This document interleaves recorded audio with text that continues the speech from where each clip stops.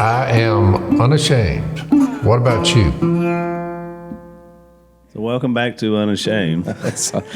Jase goes, we got to get started, and then he continues into the conversation. Yeah. I wanted to make my last point. He had to get the last word in. Then it's like, now we got to get this thing going. That's the way it works. What are we doing here, Al? We're in Nashville. We're in Nashville without headphones. I just realized that. Yeah. I feel like a fish out of water here, Jase. I'm not gonna lie. And Zach, nice job on the studio. You know, I was tortured here when I worked for the mob. It does feel like that. It's like I'm back after all these years. We're in a back room deep in Nashville, and we brought guests, We friends, did bring who guests. are Jase, actually from Nashville. Introduce our guests. So I have my son Reed and his wife Brighton. Brighton, I didn't realize this until recently. This is your first time to be on a podcast. Yeah, my first time ever. On And my any favorite podcast? Yeah. Really? And you're a listener, right? You listen Yeah, to I'm the Unashamed? number one listener. She is. I have referenced you fan. many times on the podcast. You've elevated yourself. I don't know if you know this. It's going to be a little awkward. To one of my favorite humans on the earth. He loves you more than he loves Reed. Yeah. All she had to do was listen to his podcast, feed that ego. No, I was already on my way Reed knows there. him so well. No, Reed, it started when, because, and I'm going to confess that, parenting's hard. And you were our firstborn. And I had a lot of baggage that had infiltrated my system. I'm already making excuses here from my loving dad. And I think the firstborn, there's a reason I think it's singled out in the Bible. Yeah. And so You're supposed to get 2/3 of the inheritance, Reed, by the way, just so you know. That's also in the Bible. But it didn't happen to me, so it may not happen for you. Now I'm confessing my sins here. So I was saying, despite all that, because Reed was pretty much a live wire. Yep. And I think that does come with being the firstborn. Can we agree with that? I think so. Mm-hmm. But something just incredible happened. When you met this woman who's beside you, you just became a better human being. I agree with that. So that was where I first fell in love with you, Brighton, because I thought there's something about this woman that is making our son a better human being. And Missy was on board with that. So that's a true statement. Would you agree with that? I agree completely. Yeah. Yeah, well, I would say we both sanctify each other a lot. Yeah. And they had your grandchildren. That's That's a big deal. Well, that becomes the most important deal, really, after a while. At some point in their relationship, a baby factory began. And so How many are we up to now? Tell the audience. Yeah, we have a 3.5-year-old, 2.5, a 13-month-old, and then I'm pregnant with our fourth. So this Yeah. Wow. is real. That's breaking news. Yeah, news. I don't think I knew news. that. Yeah. I'm 11 weeks, so congratulations. still pretty. Yeah. So- So we're just rolling. Yeah, we're rolling. We're kind of in a food coma today. I do have to say that because last night we had a birthday celebration. We celebrated Brighton's birthday. Happy birthday again. Yeah, thank you. We celebrated Mia's birthday, which was a couple weeks ago, but she's in Nashville, so we hadn't officially done that. And then Cole's fiance, it's her birthday. So we gathered at a restaurant that was quite expensive. Reed picked it since I was buying. Hey, actually, I did not. Mom just booked it, and I told Dad, I said, okay, Yep. this restaurant is two things. It is the most expensive dinner I've ever paid for when I ate here, and it is which is funny because it was actually for my birthday a few months ago, and it was like Brighton's like, let's go to this restaurant. It's awesome. So then I'm sitting there like, happy birthday to me. I got to pay $600 for dinner. That's great. But I said it was also the best meal I've ever had. Where was it? It's bourbon steak. And, Oh, yeah. Oh, yeah. But what I didn't like about it, Michael Mina? it was, Yeah. oh, it was fantastic. It was good. And, but it's like you have to get on an elevator and go 34 stories up to eat at this restaurant. I'm kind of claustrophobic, and I never looked out a window. But So it's like a view of the city kind of elevator? Like, oh, yeah. Okay. It's awesome. I looked straight down. Not that I'm scared of dying. It's just when I get way high, I feel weird. I don't like that feeling. Oh, yeah. But it was fantastic.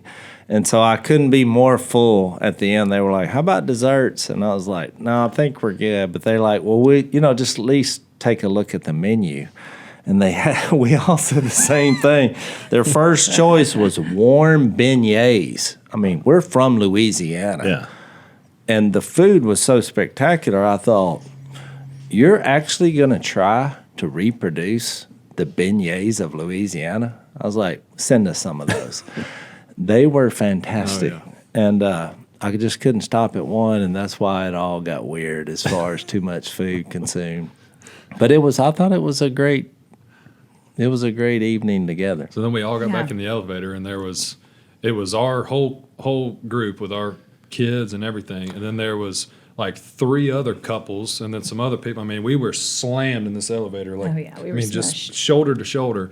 And Dad starts talking, and he's like, "Oh, we're fixing to find out what everybody had to eat." You know, I did. Your mom. Yeah, that was uncomfortable. They weren't playing. They didn't think it was funny. Your mom. No, they did not think it was funny. Missy rebuked me for that later in the car. She's like, babe, why do you have to have awkward conversations with people? And I went to couldn't take the Jesus. silence. I went to Jesus and said he had conversations. I was trying to break the ice. You never know where those conversations will lead.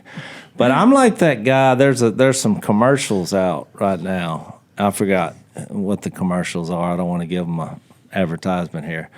But it's like, don't turn into your parents, which I find those commercials funny. But I realized I'm that guy. Oh, yeah. I'm the guy. When the stuff they're doing to make fun of makes sense to you, that's me. I'm like, well, I do that. I walk into a store I and wash my trash cans. Does that make me a terrible person? it's like at the gas station, if I'm there and everybody's pumping gas, I can't embrace that silence. I have to say something. I can't just all be in my world. And I did that in the elevator. I think it's because I'm kind of nervous. I'm claustrophobic, so I just start talking. But no one was responding to your point. The whole reason I brought that up is because it hit me last night. Now, we had those 3 kids, 3, 2, and 1. They were unnoticeable for 3 hours. Oh, we were in that restaurant for 3 hours. And they behaved themselves. You did not notice they were there. They also had a lot of French fries, though, too. So Well, that is true, but Brighton, I No, just... and that's not normal anymore because it's we were Yeah. just in Oregon, and every restaurant we went into, there were kids out of control at every restaurant, and it was like, and the parents were just like, "That's what they do." You know, it's like there was no even trying to like tamp it down. And so, like, everybody's like looking at each other like, man, you know, this is terrible. But nobody does anything, and they're just like, let them go. And it was just, and Lisa and I are like, we have grandkids. I love them. It's like, you know, a kid's gonna every once in a while. But this is just like complete. We're not functioning in a proper society. We're at the daycare. Well, you can't spank kids anymore, but my mom had a little technique. don't tell her. Well, kids you're not that. supposed to. My mom had a technique though that we've used. I probably shouldn't say this because it's going to be on. Everybody will know what I'm doing now. It's a Vulcan death grip. You guys remember that? Oh, I've used it many times. Yeah. Really. You get they do. It's the you just get that that's thumb. live long and prosper. That's not the grip. It's right on the shoulder right here. But the key is your face has to never change. You have to look very gentle. Now, come on, sweetie, it's time to move along. But what you're doing with the thumb is you're pressing that thumb and that pressure point, and they're just like, ah. Nobody knows what you're doing. or the pinch. Or the pinch. The pinch is good. Behind the arm Yeah. or behind the leg. I mean, we don't do that. I just heard people. Yeah, that do I just that. heard of Yeah. people doing that. Thank- We do all that. Things were different in our childhood, huh, Al? Because my parents, Belt whipping. they would do public thumpings. Mom, Mom had a you thick. used to thump me about every day. I'm a thumper. Mom had a thick wedding ring, and she'd just give you one of them whacks. Right? When she turned around like your Oh yeah, class ring. get it like a boom, boom, just right, and leave a little welt. on We the turned out fine. So Words. back. I mean, look how normal we are. Well, it's better than today. Like Well- what parents are doing today, you know, or giving Well, them that's what I'm devices. saying. Just nothing like, Yeah. not even like correction. We're in a public place here, full of people. Yeah. At least try to, you know. Well, that's what I was corral- getting. corral. There's nothing you can do about it there. Right. You know, when you get out to Yeah. a restaurant and your kid's going crazy, day to there's day. literally nothing you can do because Right. you don't have a foundation of respect from your Right. kid. And they don't know. The kid doesn't Right. know that they don't respect you. They're just Mm-hmm. like, well, what are you talking about? I'm going to do what I want, you know? So you ever wonder this? What does the future hold for business? Maybe your business. And if you ask 9 experts, you'll get 10 answers. Is it a bull market, a bear market? Are rates going to go up or down? What about inflation? Are we headed up? Are we going down? Wouldn't it be awesome if you had a crystal ball you could see into the future? Well, unfortunately, that's not the case right now. But until then, over 43,000 businesses have future-proofed their business with NetSuite by Oracle, the #1 AI cloud ERP, bringing accounting, financial management, inventory, HR into one fluid platform. I have owned shares in Oracle for years, full transparency. With one unified business management suite, there is one source of truth when it comes to business, giving you the visibility and the control that you need to make quick decisions.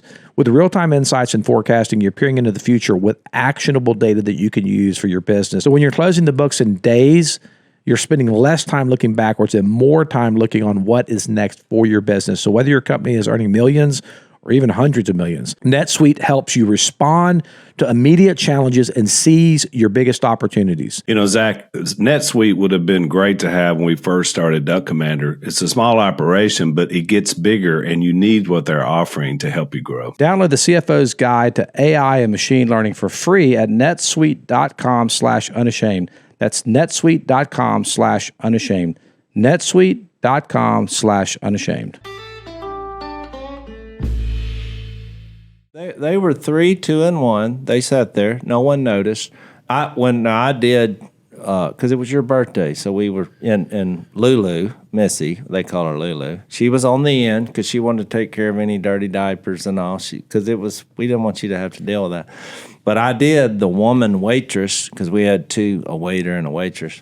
I said, look, I see these fries coming around. This is before we've ordered or anything. I said, we're going to need a tray of those immediately. Because I was you want to set thinking, them up for success too. yeah. And she was like, oh, well, that comes with the table. I was like, I know, but we have 3 kids there. I want to occupy them as soon as possible. That same woman, 3 hours later, whispered in my ear, I have never seen 3 kids have that good of behavior in this restaurant. I mean, Wow. so I wanted to tell you that. I Yeah, saved that that's for so this nice. moment. Yeah. Yeah. Which One is of our why kids you're here. Did pee his pants. half the time, Yeah, he did. But it's all right.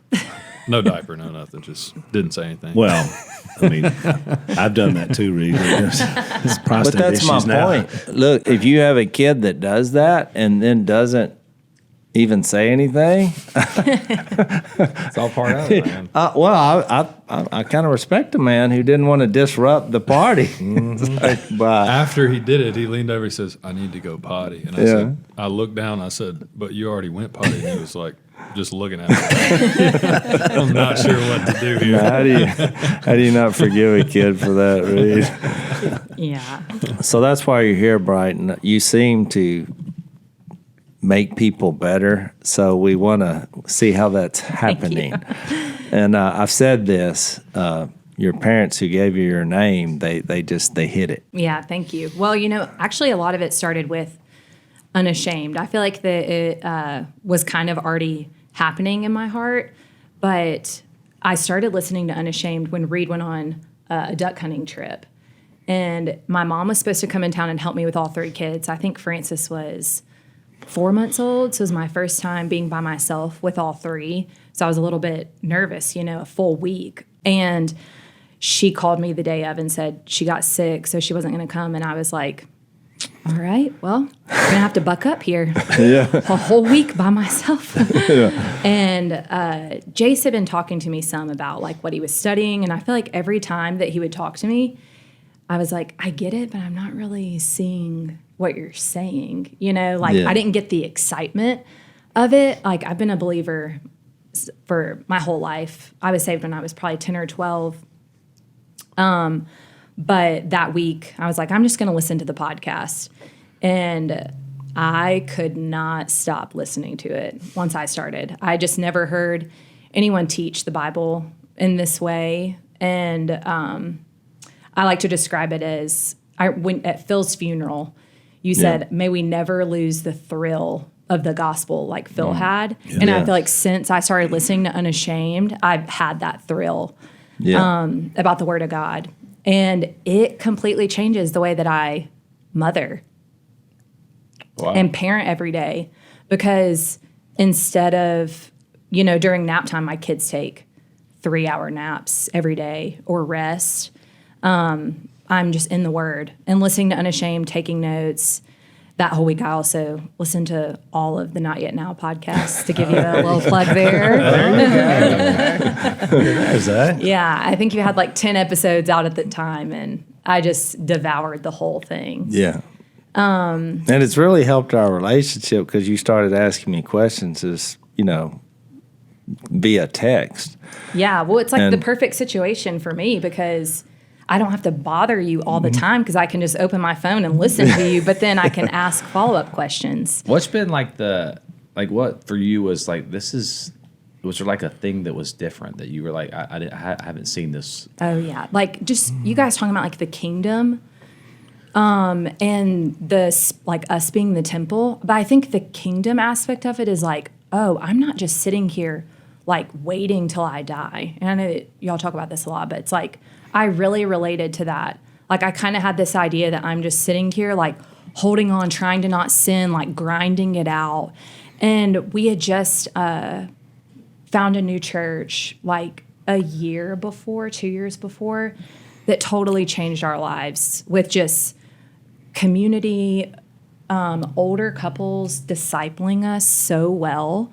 And I'd really had like a big realization of like, I'm a sinner, even though I'd been saved since I was like 10 or 12, like I said, grew up in the church, but never had a real understanding of like, I guess the best way to put it is I viewed my life that like, I am the main star and like God is here on my shoulder helping me out, kind of like, the little angel and like the devil.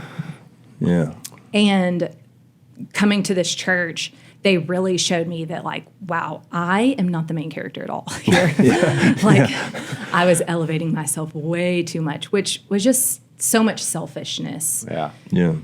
And I mean, that's just a whole story too of the beginning of our marriage. Not to like go down too many rabbit holes, but It's all right. that's We're kind used of, to I was rabbit going to holes. say that is kind of My the whole podcast. life That's kind of the is a rabbit podcast. We're going hole. to change the name to the rabbit hole. Yeah. If I had a chance to go back 6 years ago, if we'd have known, this would have been Would be called the rabbit hole. Well, Yeah. that's actually my favorite part of the podcast. Yeah. So Well, I think that's the best stuff. when But we what I'm Yeah. calling a rabbit hole is I'm saying there are some theme lines that go from Genesis to Revelation. And I'm kind of being funny with that because somebody in a meet and greet a couple weeks ago said, "Hey, too many rabbit holes." And I said, "Hey, the rabbit holes, some of them are theme lines of the entire Bible. I'm Totally. saying once you see it, then you see that theme going through. So that's kind of what that's I how you meant by that. understand it. Like that's what y'all's rabbit holes have helped me understand the Bible so much more. Yeah. But- it's basically what theology is. It's trying to. The theology is the study of the entire Bible as one book. So I mean, I agree.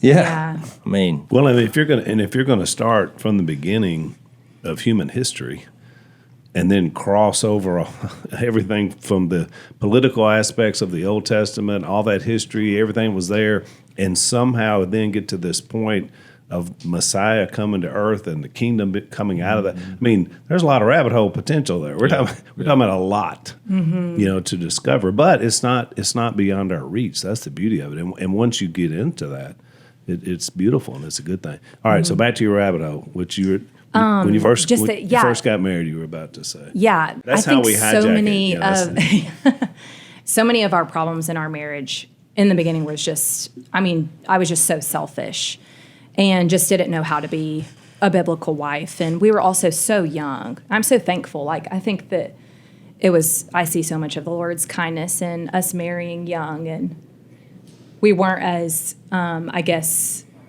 tampered, getting married so young. Like, we really grew up together. Yeah. But And we got married. We got married, and then how many months later?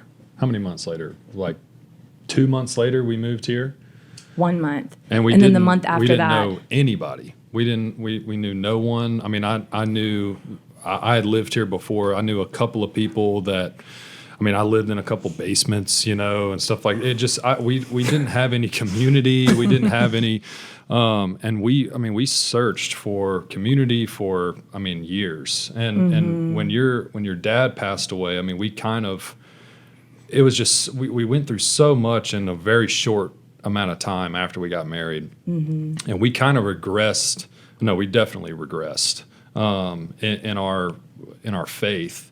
And we were just kind of like, well, we're however we wanted to describe it. We were mad at God, or we were, we just didn't care. Essentially, is the truth of it. But I think moving here, knowing no one, and it was just me and you. And we just had to figure. I mean, we had to figure everything out. But we it was had to very figure out how to hard. make money. We had to figure out where to live. We had to figure out how to love each other and what is biblical marriage. What is a union? We were had kind to of figure learning that backwards too. So the month after we got married, my dad got diagnosed with pancreatic cancer, and then for the next year, he's having big surgeries, having treatments. And then a year later, he passed away. So it's like that whole first year of marriage, I feel like we were just kind of surviving. Like you're not really, it didn't feel like we really started our marriage because I was so focused on that. I was also in nursing school at the time. And then when he died, they were like, a lot of my teachers were like, I think you should drop out, or just take the semester off, because he passed away in January, which was like the start of the semester. And I was like, what am I going to do? Sit home and just cry all day? I'm not going to do that. I'd rather just be in school. He wanted me to finish, and he was very big on me having a career, and which is funny because now I'm a stay-at-home mom. And he would. But you're a very educated mom. Yeah. And you know how to nurse. Yeah, and it's helpful information. I've been using the line for a while that PhD weight loss approached our podcast and said they needed a guinea pig, and I was the fattest pig. But it's been a life changer for me. Dr. Ashley Lucas has been on the podcast a couple of times and does a really good job at not only coming up with a great diet plan, but explaining to her clients what weight loss is, how you keep it off, what to eat, when to eat, and really works on the relationship with food. And you and I have both had success. Here's a picture of me if you're watching this on YouTube at the very beginning. And here I am in the latest pic. I'm about 36 weeks into the program now, and I'm knocking at the door of 70 pounds lost, obviously feeling better than I ever have. My meds have been cut almost completely out, which has been a blessing. I don't have my CPAP machine anymore, which is a ball and chain that is now out of my life that I used to have to drag all over the country. There's no gimmicks. There's no pills. There's no injections. There's no side effects. PhD Weight Loss will also provide 80% of your weekly foods at no extra cost. So if you've been thinking about it, and a lot of you have approached me now at events, you've seen me in the flesh, and you said, Al, tell me about the plan. So here it is. Join us on the weight loss journey. You can schedule a one-on-one consultation, which is very important because they explain everything to you, by calling them at 864-644-1900, or you can visit myphdweightloss.com. That's 864-644-1900. Tell them Al and Zach sent you.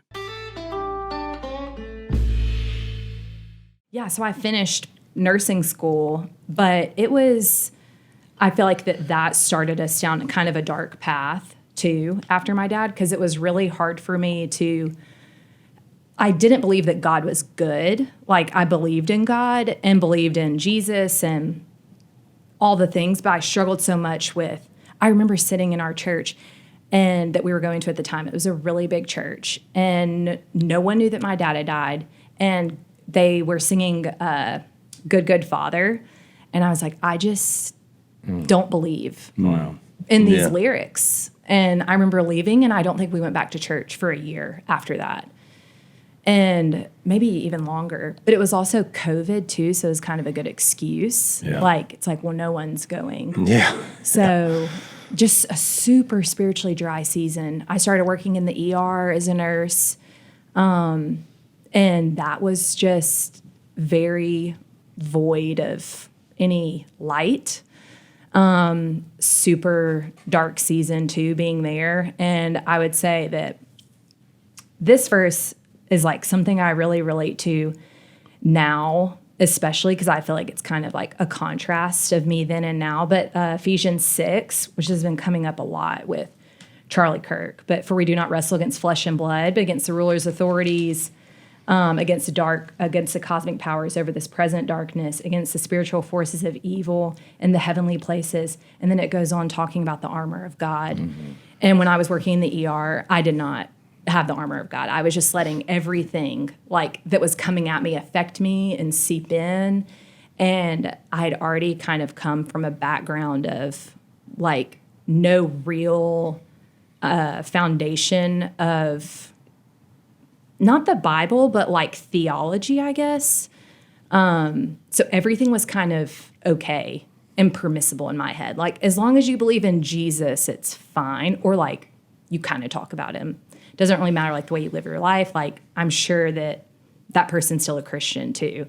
And I was just nice working as a nurse. And so I feel like people thought that like, oh, they knew I was a Christian, which is so funny because I actually had like the worst potty mouth at the time too. Which Really?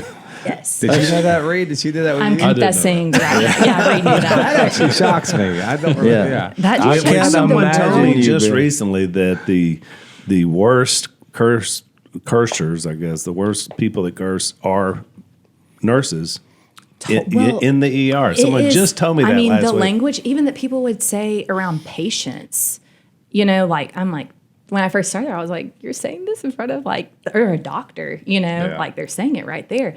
And you just, I mean, I worked there for 3 years. Like, you just kind of let it become the norm, Yeah. you know, which is so sad. But it's And like, I just didn't have the intensity the of intense. the day. I mean, you're seeing a lot of You're seeing a horrible lot, things yeah. too, Yeah. and like Yeah. you kind of get numb to that. And I think a big part of it too is I became very numb to like people aren't good either. You just get really cynical. Yeah, super cynical. Well, and I mean, you're kind of being abused in a way, Yeah. you know, by Yeah. patients, by other staff members too, you know, Yeah. and like you kind of have to prove yourself.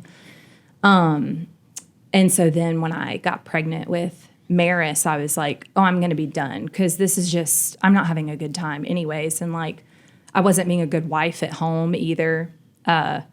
Had a lot of like resentments, I think, just like building up towards Reed that weren't even just like, not for any reason that he was doing, but just not like having any biblical foundation, you know, not letting things go, like little fights that we would have and stuff.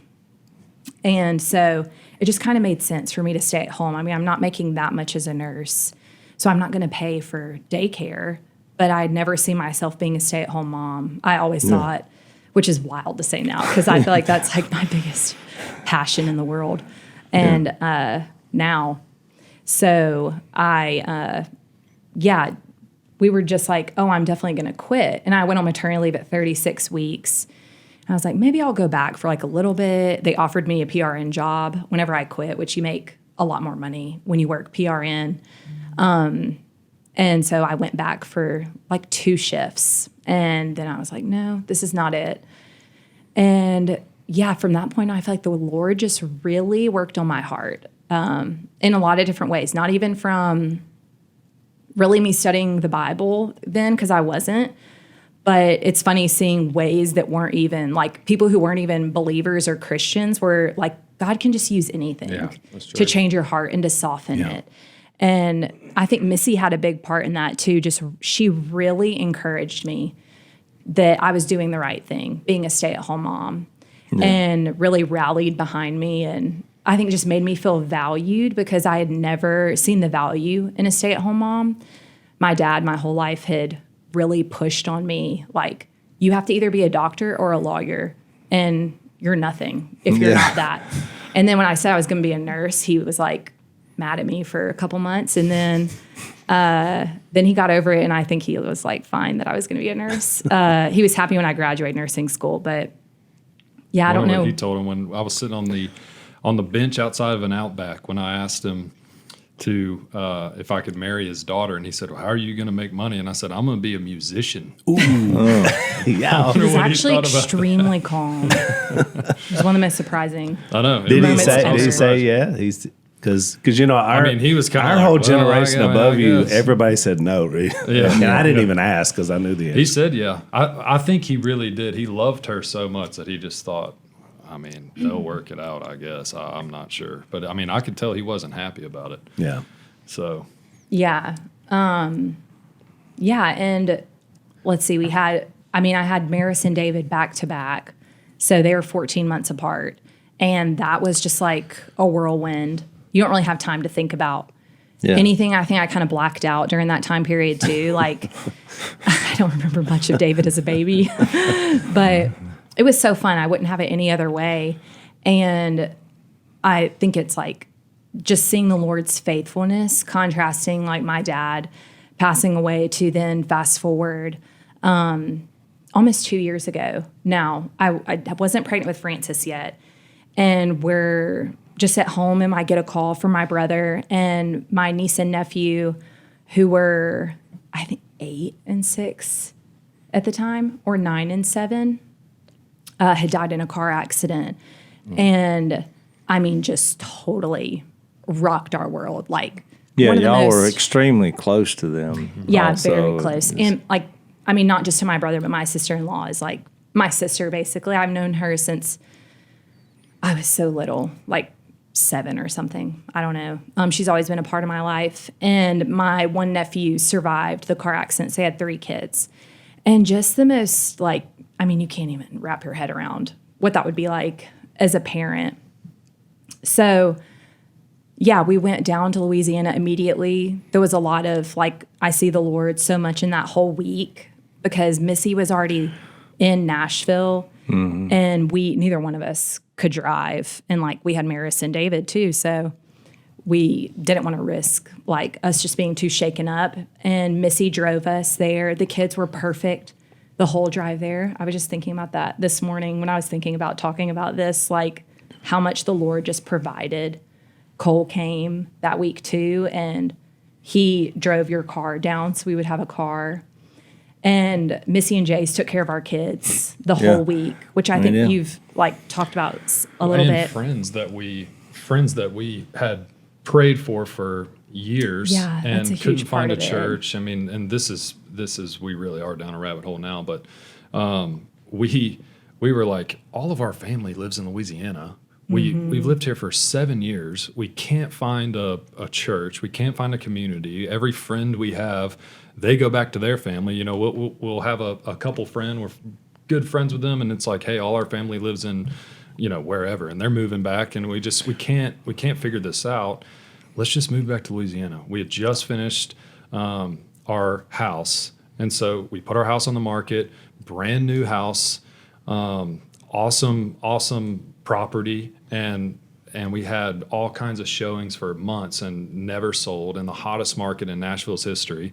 And we're like, what is going It on was here? sat on the market for 6 months. We never had one offer. Sold. And we're like, what is going on? And Brighton had just had David. She goes to a park, and this girl's like, wow, you're brave. You have like a 2-week-old at a park. She'd never been to the park before, drove 30 minutes from our house because this park had this particular rubberized ground or something. It had a fence was all the way some around it. weird thing. So I and, didn't have to and gets worry to about the talking, kids as gets much. invited to this couple's church.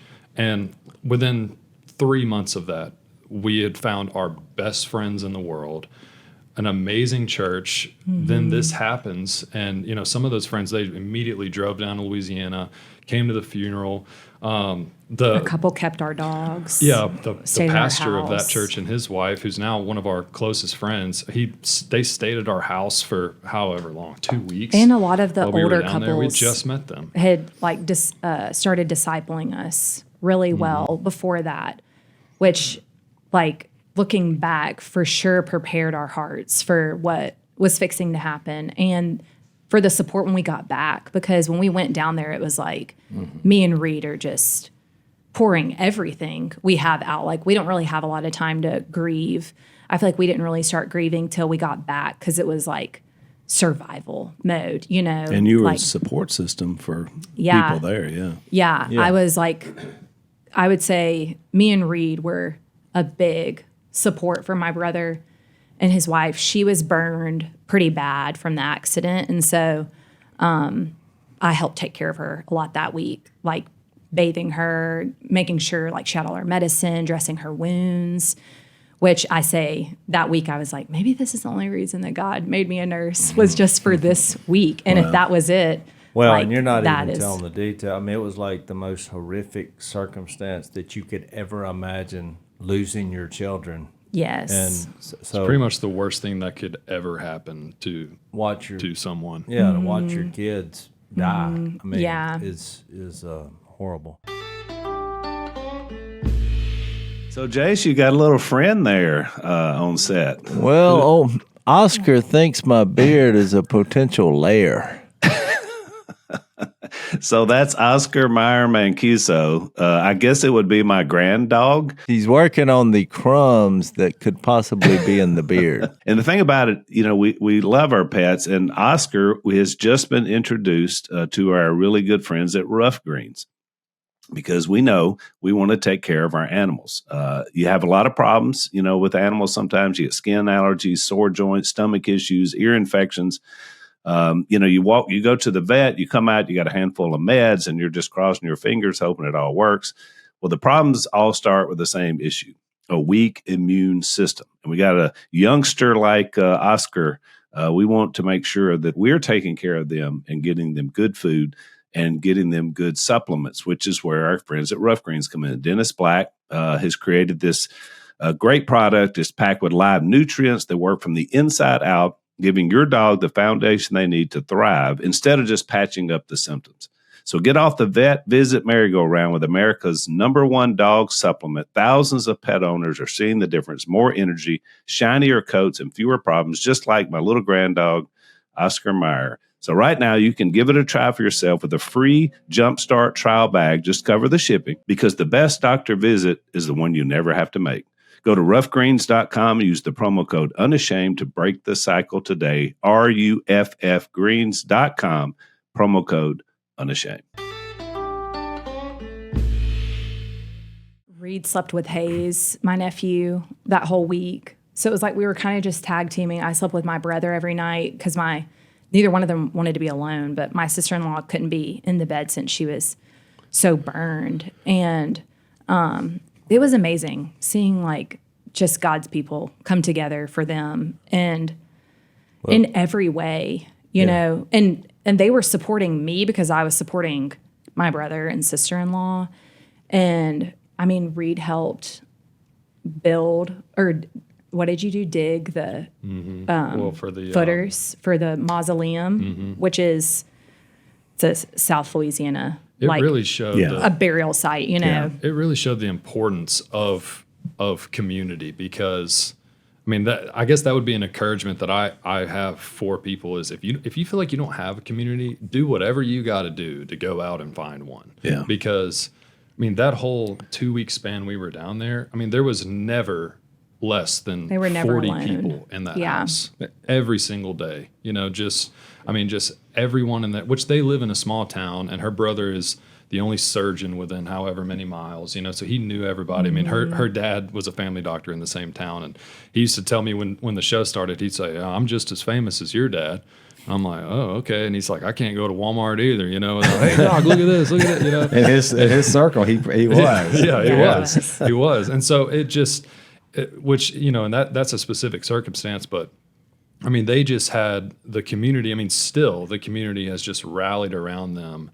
And I mean, it really does show the importance of having people around you that care for you, you know. And if you don't have that, go find it, because you can find that. It took you guys a while, but you found. I mean, I remember you guys stayed with us one weekend, and I guess it was maybe right before.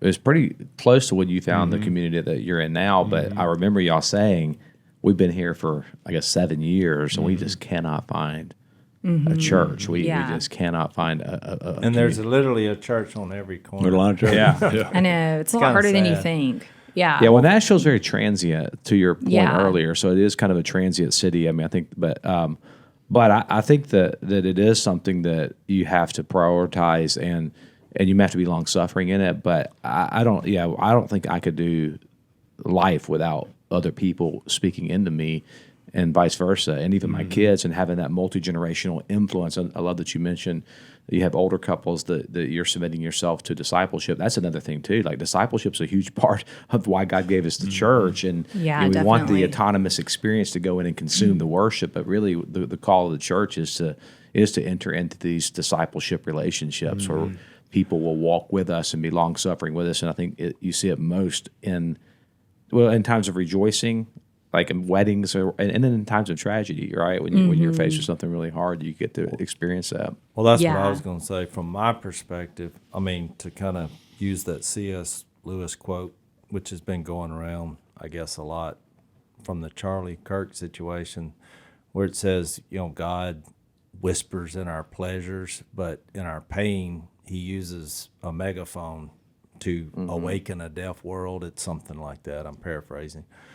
But because I saw y'all do this for your brother, and it went on for days, and it was just everyone had stopped life, even the people, Missy and I, and we're trickled down from your family. We're keeping your kids, and they're asking all these hard questions, which was difficult. I can't imagine the conversations y'all are having there, but then all of a sudden I get the word that you're going to speak on behalf of the family for the funeral. I was like, what? But from my perspective, because I just thought, I don't think she realizes. Well, I didn't know how the process where you volunteered to do that, but I thought, I don't think she realizes. I don't know if she's going to be able to do that. And but I will have to say, that was one of the greatest things I've ever seen. I was super proud of you because you just marched up there, and I thought, she's actually she is going to attempt to do this.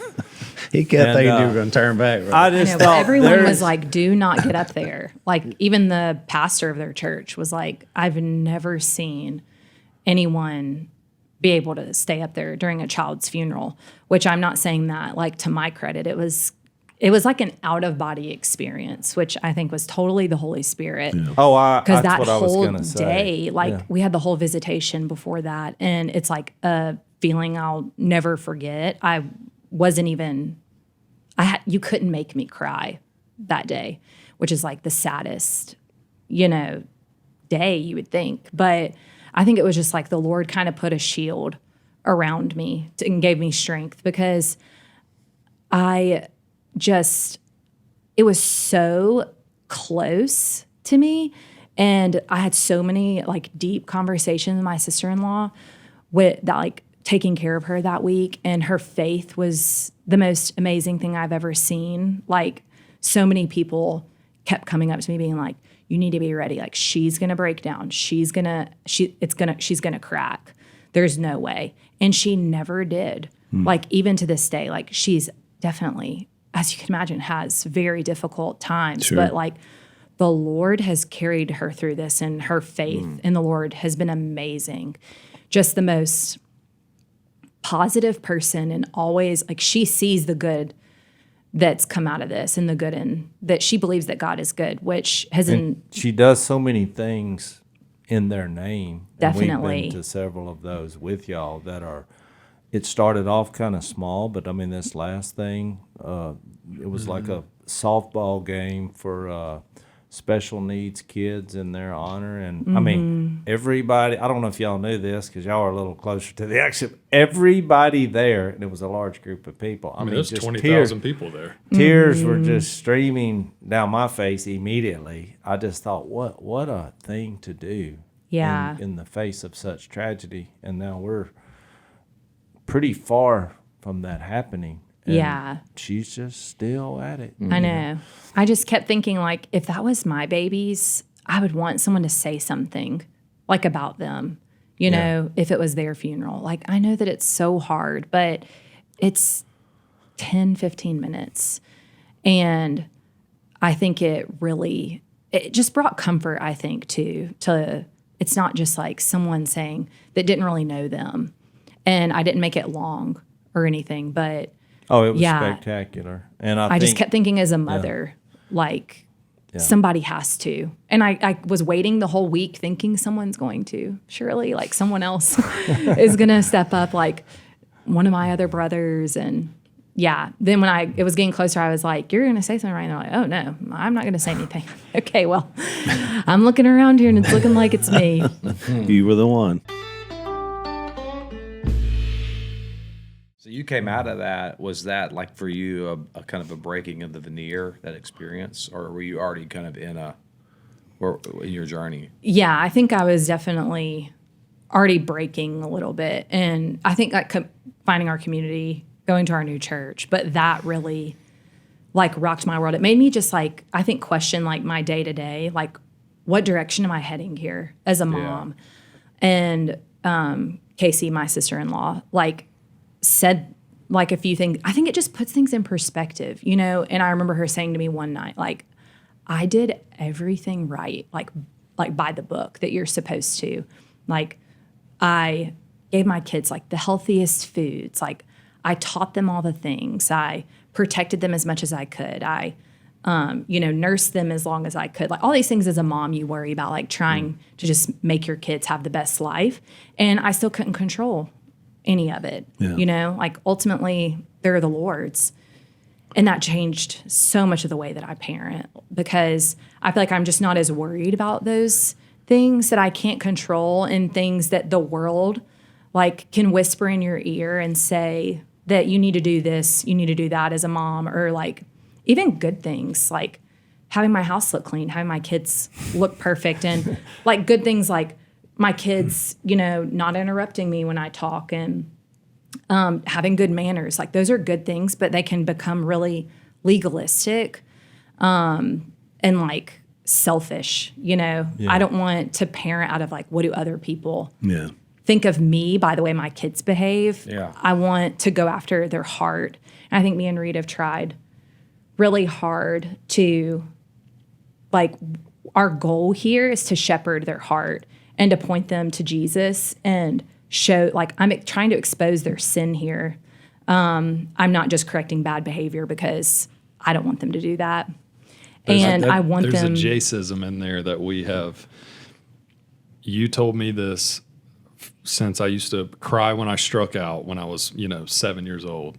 Mm-hmm. And then I tell her all the time, and it's something that we live by is, you can only worry about the things in your control. Yeah. If something's out of your control, you can't worry about it at all. And you've told me that, consistently when I was a kid, but it's something that you have said for, 25 years now to me. Because you walk that line, in Ephesians, you're talking about Ephesians 6, there's that line that he says, do not exasperate, is the way the NIV puts it, your children. Mm-hmm. There's a point where you can push them so far. You do that job of discipline, but you also realize they're growing into this adult human one day that you still want to have a close relationship with. Mm-hmm. And if you go too far, sometimes that won't happen. Mm-hmm. And I always say, you want to do. I love the way you put it. You want to teach them how to be a son or daughter of the Almighty, because then they'll be able to be ready for whatever happens. Because stuff's going to happen. Yeah, it's interesting to me as an uncle to you guys just to watch, and I'm the same with my own children now. When you start reaching that maturity, both spiritual and even in the family, and I mentioned this when Reed, after Dad crossed over. I just saw, just like the oldest, grandson steps into a role, and I just saw it happen, and it was just like a wonderful, beautiful thing. And I saw the same with Anna, the oldest granddaughter, just step in with mom and just do what needs to be done. And so it really is why we spent the time we did trying to raise you guys to then be that. Because then you start taking care of both ends. You got your children, but you also have aging grandparents, aging parents, Jase, and we don't like to admit it, but we're forgetting. Well, I was just going to say, you brought up Ephesians 6, but that's right after he went through Ephesians 5, talking about the marriage relationship, which is all the struggles you were depicting in the early years, and then parenting. And then he's like, this is a spiritual war. Yeah. Yeah. And what moved me, we're kind of I guess the theme line of this is I'm just thinking back to those moments when you did step up there. I thought, this woman's got a heart for the Lord. And because that was the most selfless act that a person could possibly do. You got nothing out of that. The only thing that could happen would be bad is if you say something stupid, or fall apart, or Yeah. And I just thought, oh, this is incredible. God uses people like that. That's what I kept thinking. That's why I was so impressed by that. Mm-hmm. So then I don't know why I was shocked when you sent me that text about, you said, I've been listening to Unashamed, and I have some questions. I was like, well, what led you to that? Because I was thinking, did something happen? How does a person listen to a podcast about the Bible? I don't know if you remember the exact phraseology, but it moved me to tears because you were like, well, my kids, I want to make sure I can pour into them, because you were depicting this kind of like what I'm saying about the Ephesians 5. This is, when people say God didn't give us a manual for marriage, or there's no manual. People say there's no manual for parenting. I'm like, well, the Bible's a pretty good manual. Mm-hmm. It is the manual. I think too, the enemy wants to, the best thing he can do is keep us distracted. And I think that's kind of where I was. I was spending a lot of time on my phone, a lot of time just comparing myself. And just being so distracted every day. Social media. That's a big. Especially for moms, it's just a big trap. And wishing you have something else that someone else has, or just comparing yourself, not being satisfied. I think about Psalm 90 a lot.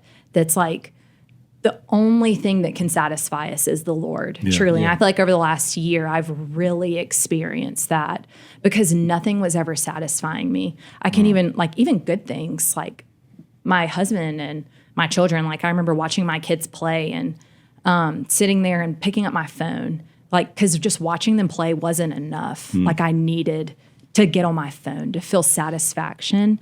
Yeah. And now, I think it's always going to be a struggle just in this time that we live in. But I am just, during nap time, I say that because it's it's 3 hours of my day for the most part. My kids are really good sleepers.